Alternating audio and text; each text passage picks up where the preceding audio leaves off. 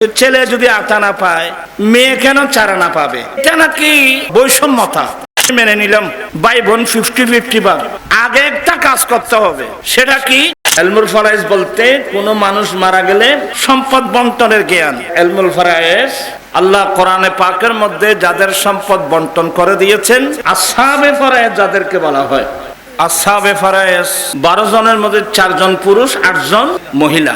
আমি অনেক সময় বলছি, আমাদের দেশে কিছু অন্য টাইপের মুসলমান আছে যারা ইসলামের ত্রুটি বের করে, আছে না?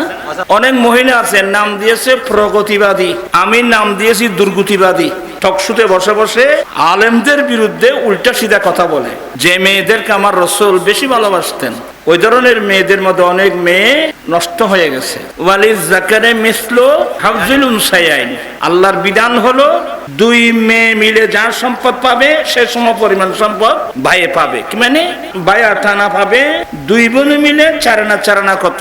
8 আনা।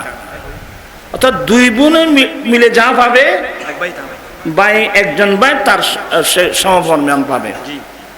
তো এটা নাকি বৈষম্যতা।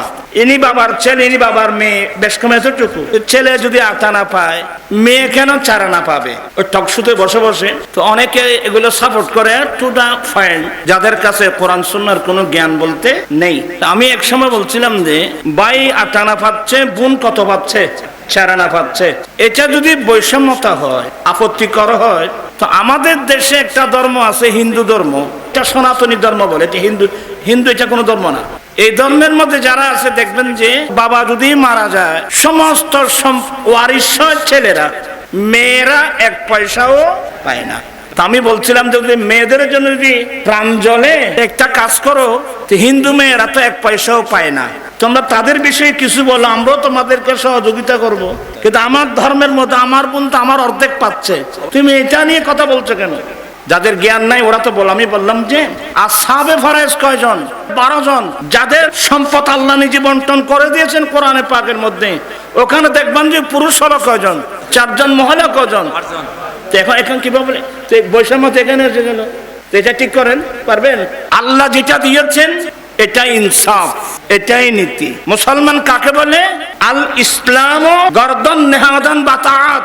ইসলাম শব্দের অর্থ হলো আত্মসমর্পণ করা, কোরআন সুন্নাহর সামনে নিজেকে সঁপে দেওয়া। তুমি মুসলমান দাবি করতেছো, আবার কোরআনের বিরুদ্ধে কথা বলতেছো। তা আমি এক পর্যায়ে লালদিঘির পারে বলছিলাম, টকশো তখন গরম। আমি বললাম যারা টকশোর মধ্যে আছেন আপনাদের দৃষ্টি আকর্ষণ করছি। হ্যাঁ, কিছুক্ষণের জন্য মেনে নিলাম, ভাই বোন 50-50 ভাগ। ভাইও 8 আনা, তাদের কথা মতো থাকবে, বোন কি 8 আনা, 50-50 ভাগ। কিন্তু এটা যদি করতে চান, আগে একটা কাজ করতে হবে, সেটা কি? আমরা জানি যে মা বাবা যদি বয়স্ক হয়ে যায়, মা বাবাকে লালন পালন করার সমস্ত জিম্মাদারি কার উপর? ছেলেদের উপর। আরে শুধু মা বাবা নয়, কত বাবা মারা গিয়েছে, 2, 4, 5 জন, 6 জন, 7 জন কন্যা সন্তান রেখে গেছে, এগুলোকে লালন পালন করতেছে। এরপরও বলছি নে, আমরা জানি যে মা বাবা বয়স্ক হয়ে গেলে তাদেরকে লালন পালন করার জিম্মাদারি সবগুলো ছেলেদের উপর। তাই মন্ত্রীকে বলেন, নিতে মা বাবাকে লালন পালন করার ক্ষেত্রে 50-50 ভাগ। আমি আমার মা বাবাকে 6 মাস লালন পালন করব, বাকি 6 মাস আমার বোনকে কি করতে হবে?